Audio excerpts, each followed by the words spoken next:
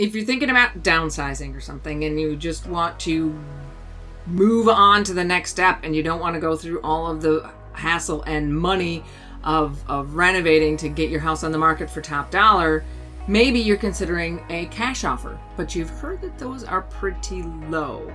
So what is the deal with a cash offer? Let me give you a little bit of insight as to what goes into a cash offer, and maybe that'll help you make your decision.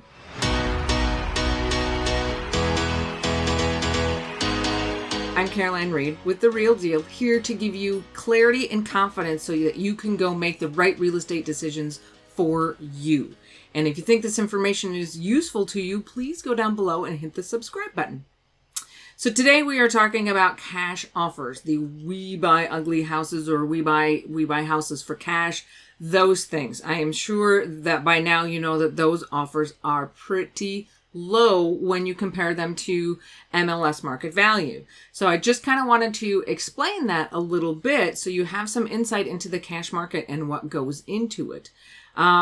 So usually a cash investor is either a flipper, somebody who wants to buy it and renovate it and then put it back on the market, or it's a wholesaler, somebody who wants to buy it and find that flipper for you and take a finder's fee in the middle. Or sometimes it's even a company that is buying up houses. There are several companies around that now buy up houses and they hold them long term, use them as rentals, and they just build this gigantic real estate portfolio. So there are a number of different people who buy the houses for cash. But generally, this is how a cash offer goes. What be it a wholesaler or a flipper, what they're going to do is they're going to do their research on your market. They are going to find out how much, by looking at the comparables, they're going to find out how much that house would be worth if it were a 10 out of 10. And then they're going to come to your house. They're probably going to maybe even take some pictures. They're going to assess your house compared to the 10 out of 10 and find out where it sits. They're going to write down what repairs need to be made, everything that needs to be done to get it to that 10 out of 10. Maybe you need a new kitchen. Maybe you need to update your bathrooms, whatever it may be. They're going to list all that stuff out. Then they go and they do their homework. They start making their calculations. And before they can make an offer to you, they have a number of things that they have to factor into the equation.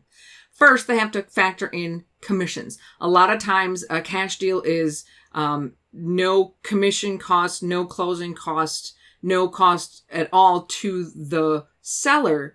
So it's the flipper that's picking up those costs. So not only then do they have to pay the commissions for any commissions that might be due on closing from you, but they also have to take into account commissions that they will have to sell to get it on the MLS later.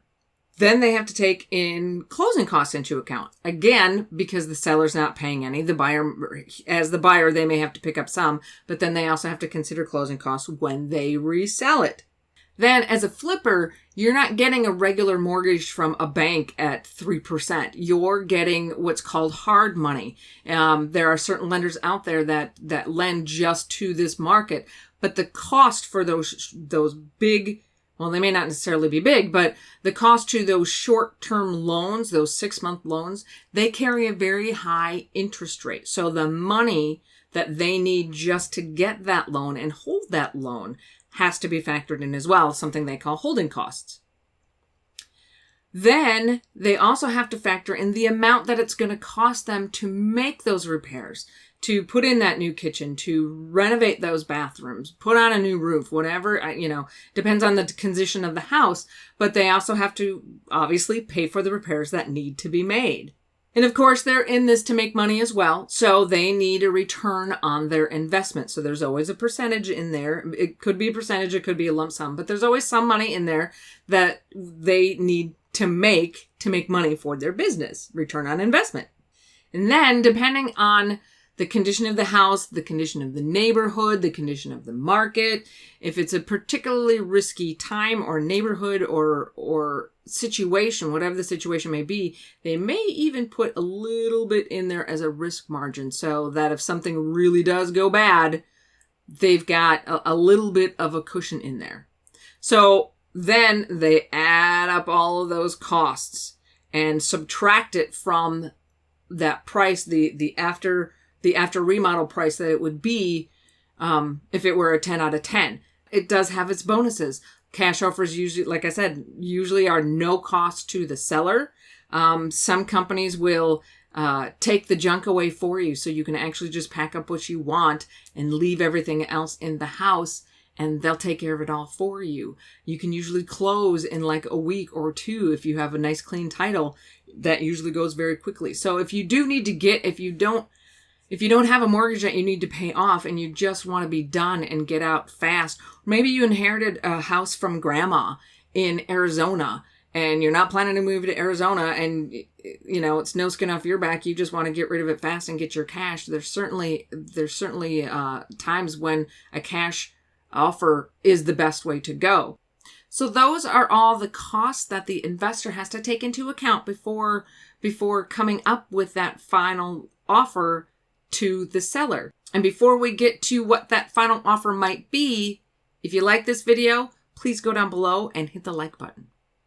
So it's important to know that it is not unreasonable that a cash offer will be somewhere in the 60 to maybe 75% range. They do range low. So for example, our house that we're trying to sell, let's just say that 10 out of 10 value is $300,000, but there's,